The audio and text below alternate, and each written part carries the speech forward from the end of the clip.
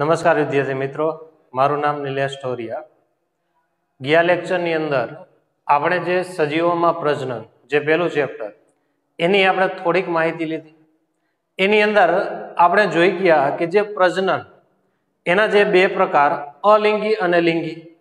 હવે આપણે એ પણ જોઈ ગયા કે જે પ્રજનન, હવે એ પ્રજનન શેના માટે જરૂરી, કેમ કે આપણે કહી શકીએ કે જે પ્રજનન છે તો એનાથી જ કે સજીવની અંદર જીવ સાતત્ય જળવાઈ રહે, મતલબ કે એનો જન્મદર અને મૃત્યુ દર આ બંને મેન્ટેન થઈ શકે. ધારો કે કોઈ સજીવ પ્રજનન જ ન કરે તો શું થાય કે શરૂઆતમાં જે સંતતિનું નિર્માણ થયું હોય એ ધીમે ધીમે પુખ્ત થાય. જો પ્રજનન ન કરે તો એ વૃદ્ધ થઈ અને અંતે એનું મૃત્યુ થાય, જેથી એને જે પેઢી દર પેઢી જે જીવ સાતત્ય જાળવવી જોઈએ એ જળવાય નહીં. એટલે એના માટે કે જે જન્મ દર અને મૃત્યુ દર એના માટે પ્રજનન જરૂરી. ત્યાર પછી આપણે જોઈ ગયા કે પ્રજનન, તો પ્રજનન માટે દરેકની પ્રજનન રીત અલગ અલગ હોય. તો એ રીત માટે અમુક પરિબળ અસર કરે, કયા નિવાસ સ્થાનમાં અસર કરે, કયો પર્યાવરણ એને અસર કરે, ત્યાર પછી અન્ય પરિબળ પણ એને અસર કરે. કેમ કે એની જે દેહ ધાર્મિક સંરચના, દરેકની દેહ ધાર્મિક સંરચના સરખી હોતી નથી.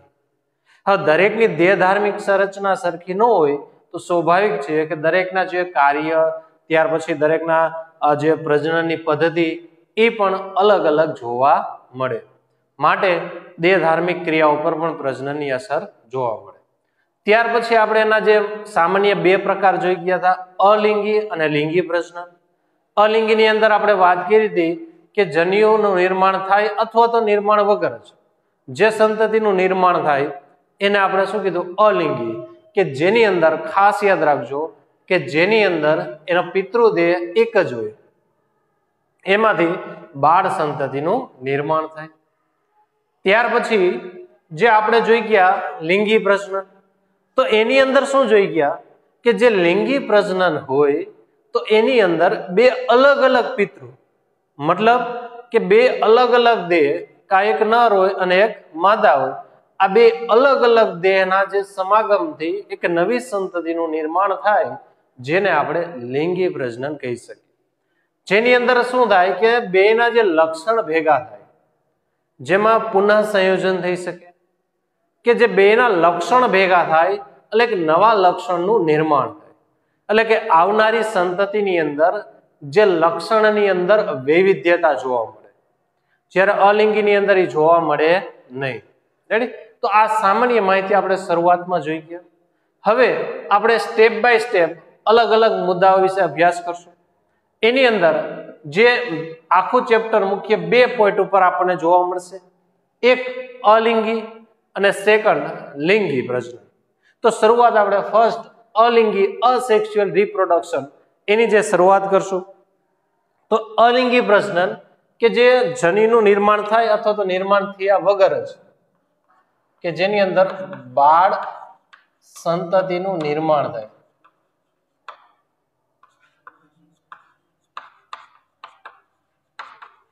જન્યુનું નિર્માણ થયા વગર અથવા તો નિર્માણ થાય એના આધારે પછી બાળ સંતતિનું નિર્માણ થાય તો એને આપણે શું કીધું, અલિંગી પ્રજનન આપણે કહી શકીએ. હવે અલિંગીની અંદર શું થાય કે એના જે પિતૃદેહ જેવી આબેહૂબ પ્રતિકૃતિ જોવા મળે, પિતૃદેહ જેવી આબેહૂબ પ્રતિકૃતિ, એના જે પિતૃદેહ હોય એને મળતી જ આબેહૂબ પ્રતિકૃતિ એની અંદર જોવા મળે, જેને આપણે શું કહીએ, અલિંગી પ્રજનન કહીએ. સામાન્ય ઉદાહરણ લઈએ અમીબા, જસ્ટ સમજવા માટે. હવે આની અંદર જ્યારે બાળ સંતતિનું નિર્માણ થાય ત્યારે બે બાળ સંતતિ આ રીતે બનશે. પણ એ બાળ સંતતિનું નિર્માણ કેમાંથી થયું? એના પિતૃદેહમાંથી, કે જેના પિતૃદેહ હતો. હવે એ પિતૃદેહનું વિભાજન અને એમાંથી બે બાળ સંતતિનું નિર્માણ થયું. હવે આપણે જોઈ શકીએ કે એનો જે પિતૃદેહ હતો, હવે પિતૃદેહમાંથી બે બાળ સંતતિનું નિર્માણ થયું તો સ્વાભાવિક છે કે જે પિતૃદેહ છે તો એની અંદર શું હશે? એનું જનીન દ્રવ્ય, એના આધારે જેનું સ્ટ્રક્ચરનું નિર્માણ થાય. તો એનું જે જનીન દ્રવ્ય છે, તો હવે એ જનીન દ્રવ્યનું શું થશે? તો સ્વાભાવિક છે કે જે જનીન દ્રવ્ય છે એનું પણ વિભાજન થશે. મતલબ એકમાંથી કેટલા જનીન દ્રવ્ય? 2 થયા. હવે આમાંથી 2 થયા તો બંને જનીન દ્રવ્ય આને આબેહૂબ મળતા આવશે.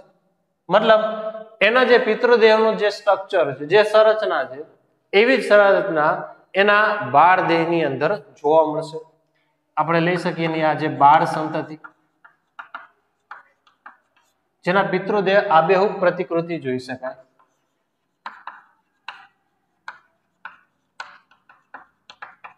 એની અંદર કઈ ફેરફાર જોવા મળશે નહીં. રેડી? તો આબેહૂબ પ્રતિકૃતિ એ ખાસ કેના આધારે જોવા મળ્યું? એના ડીએનએ ના આધારે. જો અહીંયા ડીએનએ માં કઈ ફેરફાર થઈ ગયો હોત, અહીંયા બીજા સજીવનું જે ડીએનએ એન્ટર થઈ ગયું હોત, તો આ ડીએનએ માં વેરિએશન થાય અને આવનારી સંતતિમાં પણ શું જોવા મળશે? વેરિએશન જોવા મળે. પણ ડીએનએ એક જ છે, એ જ ડીએનએ એની સંતતિમાં જોવા મળ્યું, માટે એમાં વેરિએશન કે જે ભિન્નતા, વિવિધતા, અલગપણું, જુદાપણું આવું કાંઈ એમાં જોવા મળતું નથી. માટે આવી પ્રતિકૃતિને આપણે શું કહી શકીએ? જનીનિક પ્રતિકૃતિ.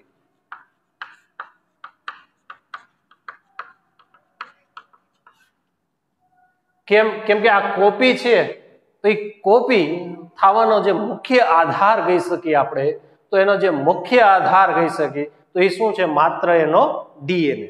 તો ડીએનએ ના આધારે એની અંદર આ જે કોપી જોવા મળશે આપણે, માટે એને આપણે જનીનિક પ્રતિકૃતિ તરીકે ઓળખી શકીએ.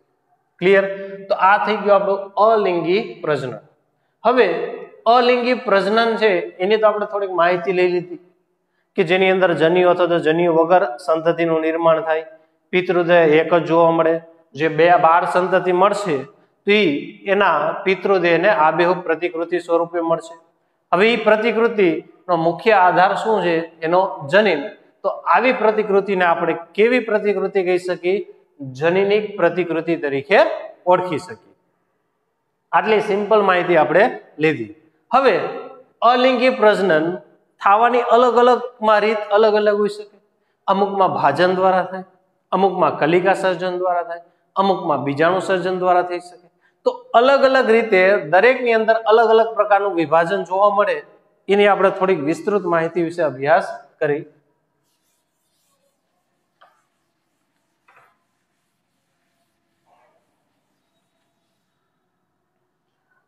એની અંદર સૌપ્રથમ આપણે જોઈ શકીએ કે જે પ્રોટિસ્ટા અને મોનેરા એમાં આપેલું આપણે કોષ વિભાજન. તમારે જે ટેક્સ્ટ બુકમાં આપેલું છે એ રીતે આપણે લઈ આલો કોષ વિભાજન. તો ઉદાહરણ તરીકે પ્રોટિસ્ટા અને મોનેરા, આ તમારે ચેપ્ટર 2 ની અંદર જે બીજું ચેપ્ટર છે આપણું 11મા ની અંદર, જેની અંદર આપણે માહિતી આવી ગઈ કે જે વિટેકરની 5 સૃષ્ટિ વર્ગીકરણ પદ્ધતિ, મોનેરા, પ્રોટિસ્ટા, ફૂગ, વનસ્પતિ સૃષ્ટિ અને પ્રાણી સૃષ્ટિ, કે જે અલગ અલગ 5 ભાગમાં એને ડિવાઈડ કરેલું, વિભાજન કરેલું. તો એની અંદર પ્રોટિસ્ટા અને મોનેરા, તો આની અંદર જે કયા પ્રકારે કોષ વિભાજન પ્રકારે એનું જે અલિંગી પ્રજનન જોવા મળે. મતલબ ધારો કે આખો ભાગ લઈ લ્યો, બેક્ટેરિયાનો ભાગ. હવે આનું જે શું થાય? કોષ વિભાજન થાય. તો આ કોષ વિભાજન થશે, આ રીતના 2 ભાગ થશે, બંનેમાં જનીન દ્રવ્ય આવી જશે અને અંતે એકમાંથી 2 ભાગનું નિર્માણ થઈ જશે. તો આ પ્રકારનું વિભાજન એને શું કહેવાય? કોષ વિભાજન કહી શકે. ડીએનએ એક જ છે, સેમ ડીએનએ આવશે, એમાં કઈ ફેરફાર થશે નહીં. એટલે આ બધી શું થઈ ગઈ? જનીનિક પ્રતિકૃતિ કહી શકીએ. તો આ પ્રકારે એની અંદર કોષ વિભાજન આપણે જોઈ શકીએ. ત્યાર પછી આપણને આપેલું છે બીજું ઉદાહરણ દ્વિભાજન.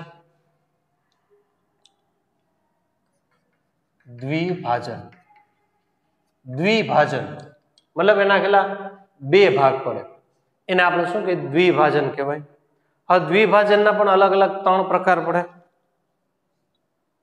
જે આપણે આપેલું નથી પણ તમારા નોલેજ માટે. દ્વિભાજન એની અંદર પેલો ભાગ લઈ સરળ દ્વિભાજન, ત્યાર પછી અનુપ્રસ્થ દ્વિભાજન,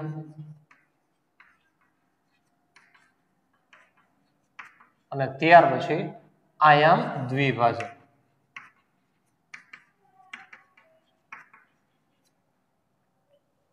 સરળ, અનુપ્રસ્થ અને આયામ દ્વિભાજન. સરળ દ્વિભાજન જેની અંદર એક્ઝામ્પલ તરીકે લઈ શકીએ આપણે તો અમીબા. આની અંદર ઉદાહરણ તરીકે એક્ઝામ્પલ તરીકે પેરામીશિયમ અને આયામ દ્વિભાજન એની અંદર વોર્ટિસેલા અથવા તો યુગ્લિના. વોર્ટિસેલા, યુગ્લિના, પેરામીશિયમ અને બીજું પ્લેનેરિયા. એની અંદર અનુપ્રસ્થ દ્વિભાજન પણ જોવા મળે. સરળ દ્વિભાજન તો ઉદાહરણ તરીકે અમીબા, જે આપણે શરૂઆતમાં ઉદાહરણ લીધું હતું કે ધારો કે આ એક અમીબા લઈ લઈએ આપણે જસ્ટ સમજવા માટે. હવે અમીબા, હવે એની અંદર આ એનું જે જનીન દ્રવ્ય, હવે અમીબાનું વિભાજન થાય પણ એનું જે વિભાજન છે એ વિભાજન કે આ જે દ્વિભાજન છે એ કેના આધારે વિભાજન થાય? એના કોષ રસ વિભાજન આધારે. એનું કોષ રસનું વિભાજન કઈ ધરીએ થાય એના આધારે મુખ્ય એના 3 ભાગની અંદર ડિવાઈડ કરેલા. ધારો કે એના જે કોષ રસનું વિભાજન સરળ દ્વિભાજનની વાત કરી તો આમાં જે કોષ રસનું વિભાજન કોઈ પણ દિશાની અંદર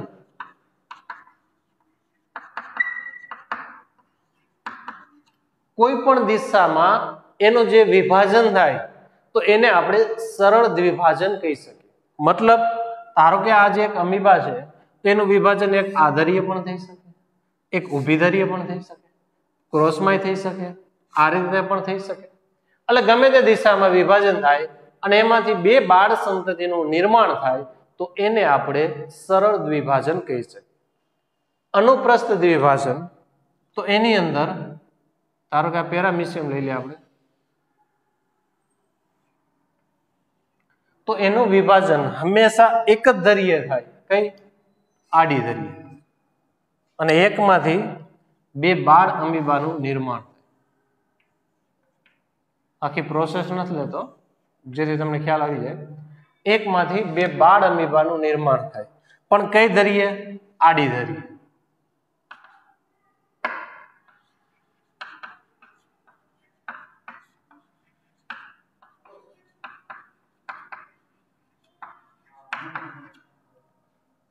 માત્ર એની અંદર આડી ધરીએ જે વિભાજન થાય એના આધારે મુખ્ય 2 ભાગમાં ડિવાઈડ થાય એને આપણે અનુપ્રસ્થ દ્વિભાજન કહી શકીએ.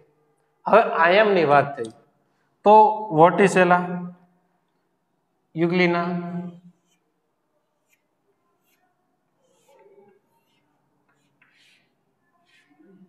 હવે આની અંદર જે વિભાજન છે એ કઈ ધરીએ થઈ છે? ઊભી ધરીએ.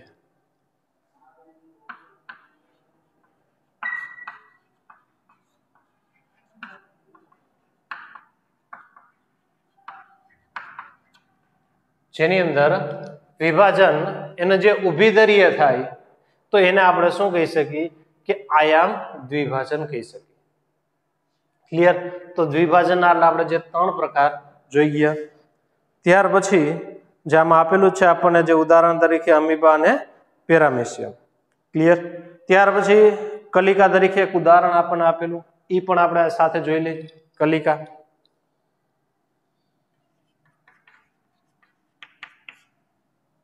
પ્રાણી અને વનસ્પતિમાં બેમાં અલગ અલગ આપણે જોઈ શકીએ.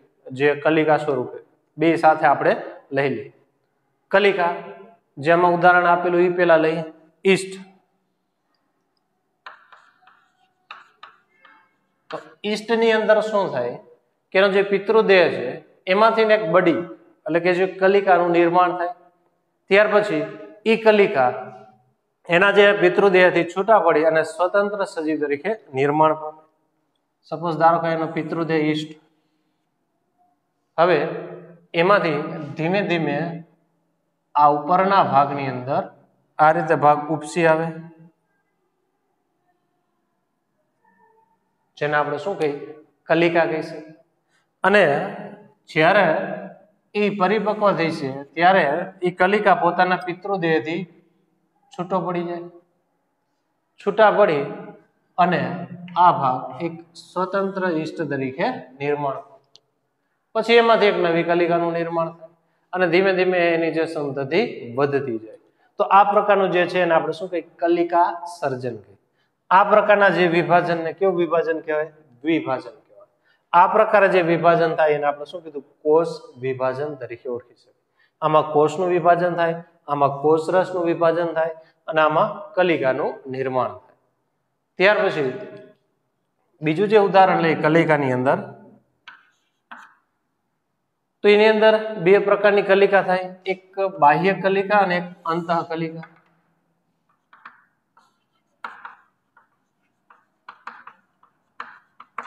અને બીજું અંતઃ કલિકા. બાહ્ય કલિકા અને અંતઃ કલિકા સર્જન. બાહ્ય કલિકા સર્જન કોને કહેવાય? કે જે દેહની બહારની તરફ નિર્માણ પામે. જે પિતૃદેહ હોય એ દેહની બહાર જે નિર્માણ પામે એને આપણે શું કહીએ? બાહ્ય કલિકા સર્જન. અંતઃ કલિકા સર્જન જે દેહની અંદર નિર્માણ પામે, જેને આપણે અંતઃ કલિકા સર્જન તરીકે ઓળખી શકીએ. ક્લિયર? બાહ્ય કલિકા સર્જનની અંદર ઉદાહરણ તરીકે લઈ શકીએ આપણે હાઇડ્રા, અને અંતઃ કલિકા તરીકે જે દરિયાઈ વાદળી સ્પોન્જિલા અને સાયકોન. સ્પોન્જિલા અને સાયકોન. હાઇડ્રાની અંદર શું થાય જોઈ લઈએ આપણે.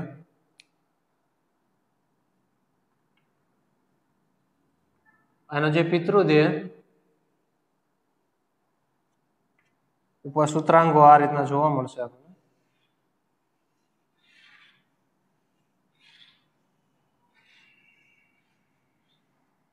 જે હાઇડ્રા પિતૃદેહ. હવે પિતૃદેહની બહારની તરફ, દેહની બહારની તરફ અહીંયા જે કોષોનો જમાવટ થઈ જાય અને આ ભાગ ઉપસી આવે.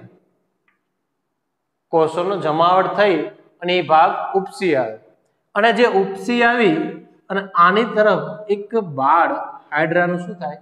નિર્માણ થાય. આ રીતનું આપણે લઈ શકીએ કે બાળ હાઇડ્રાનું અહીંયા નિર્માણ થાય.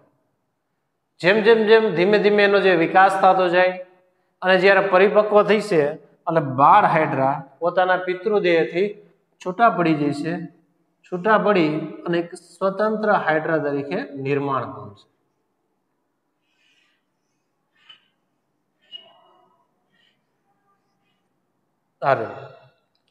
તો આ પ્રકારનું જે બાળ હાઇડ્રાનું નિર્માણ થયું એ ક્યાં થયું?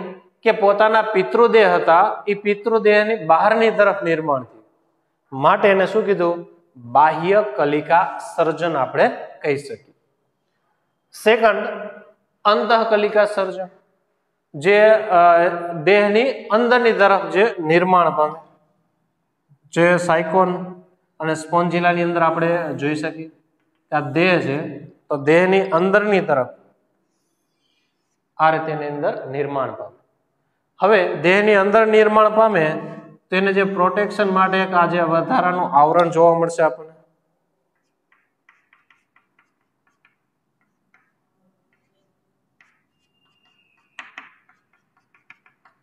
કે જે દેહની અંદર એને પ્રોટેક્શન આપવાનું કામ કરે, જેને આપણે શું કહીએ? જેમ્યુલ્સ તરીકે ઓળખાય. જેમ જે મનુષ્યની અંદર જે ગર્ભની અંદર જે ભ્રૂણ હોય તો એ ભ્રૂણને પ્રોટેક્શન કરવા માટે શું આવેલું હોય? જરાયું આવેલું. તો એ જ રીતે કે જે દેહની અંદર જે કલિકા હોય એ જે પ્રોટેક્શન કરવા માટે એક વધારાનું આવરણ હોય જેને આપણે શું કહીએ? જેમ્યુલ્સ તરીકે ઓળખવામાં આવે. રેડી? આ દેહની અંદર હોય તેને શું કહેવાય? અંતઃકલિકા સર્જન. રેડી? તો આ જે કલિકા ઈસ્ટની અંદર આ રીતે કલિકાનું નિર્માણ થાય, જ્યારે બાહ્ય કલિકા, અંતઃકલિકા, હેડ્રામાં અને સાયકોન અને સ્પોન્જિલાની અંદર આ પ્રકારનું કલિકા સર્જન આપણે જોઈ શકીએ. રેડી? ત્યાર પછી બીજાણુ સર્જન એ પણ આપણે જોઈ લઈએ.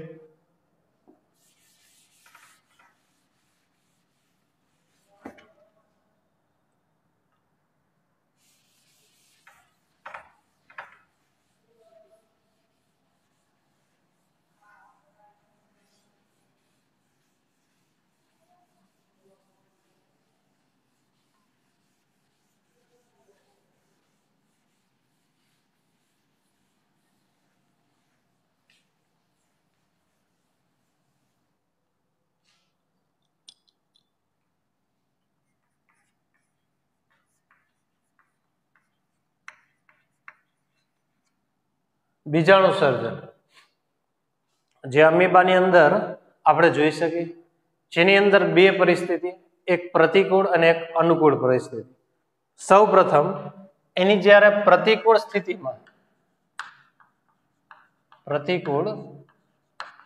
પરિસ્થિતિમાં અમીબા જે ખોટા પગ સંકોચી લે,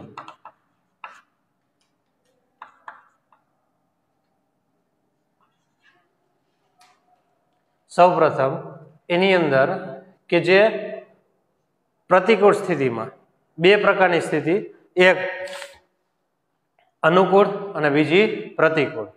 અનુકૂળ એટલે શું? કે જે પરિસ્થિતિ એને માફક આવે એને આપણે અનુકૂળ કહી શકીએ. પ્રતિકૂળ કોને કહી શકીએ? કે જે પરિસ્થિતિ એને અનુકૂળ નથી અને એ પરિસ્થિતિ એના ઉપર આવે તો એવી પરિસ્થિતિને આપણે પ્રતિકૂળ પરિસ્થિતિ કહી શકીએ. તો સૌપ્રથમ જ્યારે અમીબાને માફક ન હોય એવી પરિસ્થિતિ આવે ત્યારે એ શું કરશે? પોતાના ખોટા પગ સંકોચી લે. કે આ રીતના ધારો કે એના જે ખોટા પગ લે અમીબા, હવે પ્રતિકૂળ સ્થિતિ આવી એટલે ખોટા પગ એને સંકોચી લે. ખોટા પગ સંકોચી લે એટલે એક આ પ્રકારની સંરચના બનાવી દે.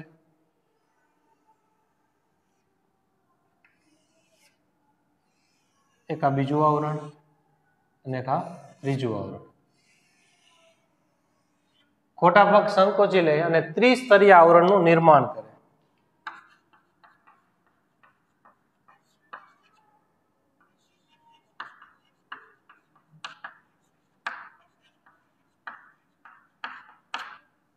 ત્રિસ્તરીય આવરણનું નિર્માણ કરે. હવે આ જે ત્રિસ્તરીય આવરણનું નિર્માણ કર્યું જેને શું કહેવાય? કોષ્ઠન તરીકે આપણે ઓળખી શકીએ. કે જેની અંદર 3 લેયર અહીં બનાવશે, એ 3 લેયરને સામાન્ય રીતે આપણે કોષ્ઠન તરીકે ઓળખી શકીએ. હવે શું થશે કે એની અંદર જે સેન્ટરની અંદર જે જોવા મળતો કોષ કેન્દ્ર, હવે અનુકૂળ સ્થિતિ આવશે એટલે ધીમે ધીમે એ કોષ કેન્દ્રનું વિભાજન થશે.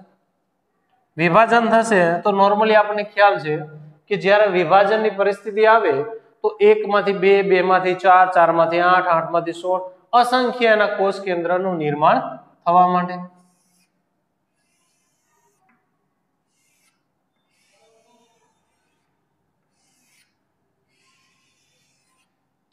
આમાંથી અનુકૂળ સ્થિતિમાં કોષ કેન્દ્રનું શું થઈ ગયું? એનું વિભાજન થઈ ગયું.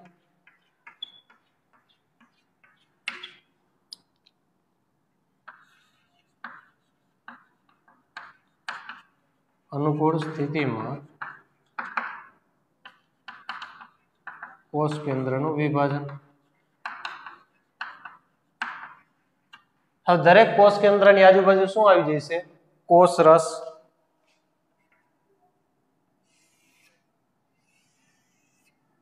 આ ત્રિસ્તરીય આવરણ એમનું લઈએ આપણે. એના જે કોષ કેન્દ્ર,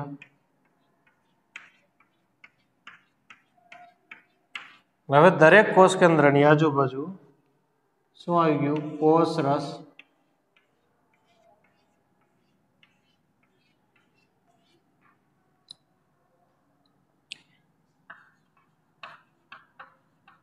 દરેક કોષ કેન્દ્રની આજુબાજુ કોષરસ ગોઠવાય અને જે કોષરસ ગોઠવાઈને જે અમીબા બને એને આપણે કુટપાદી અમીબા તરીકે ઓળખી શકીએ. તો આ પ્રકારના જે અમીબા બન્યા એને આપણે કુટપાદી અમીબા કહી શકીએ. જ્યારે હવે છેલ્લે કોષ્ટન ફાટે એટલે આ જે કુટપાદી અમીબા મુક્ત થશે.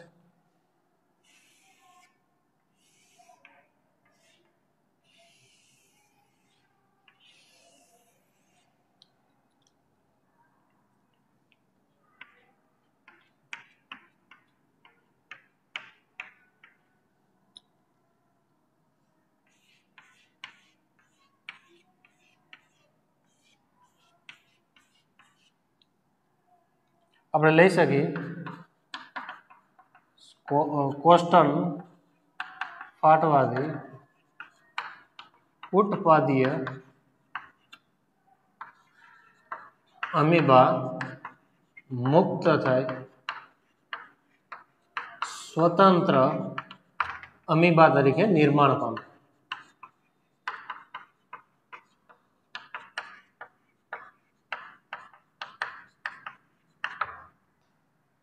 તો આ પ્રકારની જે આખી પદ્ધતિ એને શું કહેવાય? બીજાણુ સર્જન તરીકે ઓળખી શકાય. રેડી? શરૂઆતમાં એની જે પ્રતિકૂળ પરિસ્થિતિની અંદર અમીબા પોતાના પગ, ખોટા પગ સંકોચી લે, ત્રિસ્તરીય આવરણ બનાવે જેને કોષ્ટન કહેવાય. અનુકૂળ સ્થિતિ મળતા જ કોષ કેન્દ્રનું વિભાજન થાય, અસંખ્ય કોષ કેન્દ્ર બને. હવે દરેક કોષ કેન્દ્રની આજુબાજુ કોષરસ ગોઠવાઈ જાય અને કુટપાદીય અમીબાનું નિર્માણ થઈ જાય. જ્યારે કોષ્ટન ફાટે તો દરેક કુટપાદીય બીજાણુ કે જે અમીબા હતા હવે અંદરથી બહાર નીકળશે અને એ કુટપાદીય અમીબા હવે સ્વતંત્ર અથવા તો કુટપાદીય બીજાણુ પણ કહી શકીએ હવે સ્વતંત્ર અમીબા તરીકે નિર્માણ પામે. તો આ પ્રકારની જે પદ્ધતિ એને આપણે શું કહેવાય? બીજાણુ સર્જન તરીકે ઓળખી શકાય. રેડી? ત્યાર પછીના જે બીજા પોઈન્ટ બીજાણુ સર્જન, જે ચલ બીજાણુ, અચલ બીજાણુ અને જે ગાંઠા મૂડી, ત્યાર પછી આપણે લઈ શકીએ ભૂસ્તારી, અધોભૂસ્તારી, વીરો, એ બધું હવે આના પછીના લેક્ચરની અંદર આપણે અભ્યાસ કરશું.